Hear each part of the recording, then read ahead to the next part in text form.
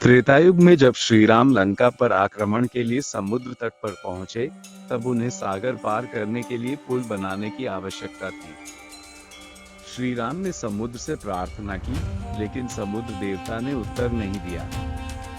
तब श्री राम ने क्रोध में आकर धनुष उठाया और समुद्र को सुखाने के लिए बाण छोड़ने ही वाले थे कि समुद्र देवता स्वयं प्रकट हुए और क्षमा मांगते हुए एक उपाय बताया।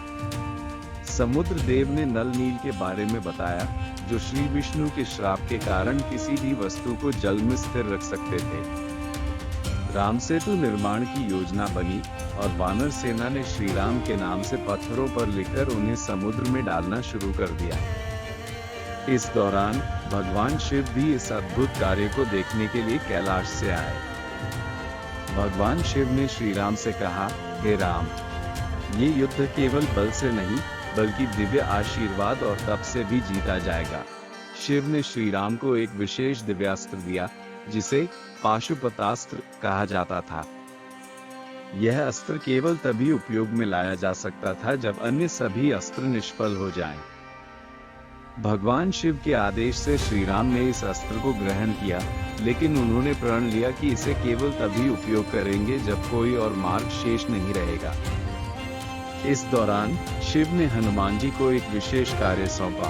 वो युद्ध के दौरान लंका में रहेंगे और जब श्री राम को कोई संकट होगा तब उनकी सहायता करेंगे। इसके बाद राम सेतु का निर्माण पूरा हुआ और श्री राम की सेना लंका में प्रविष्ट हुई। लंका में जब युद्ध प्रारंभ हुआ, तब रावण की शक्ति से सभी देवता भी भयभीत हो गए।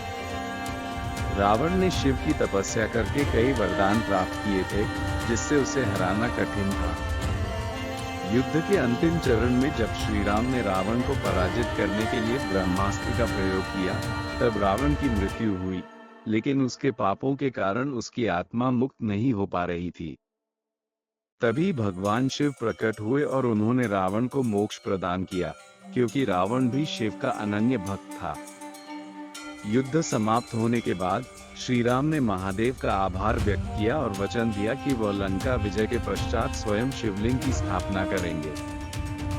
यही कारण है कि श्री राम ने रामेश्वरम में विशाल शिवलिंग की स्थापना की, जिसे रामनाथ स्वामी के नाम से जाना जाता है।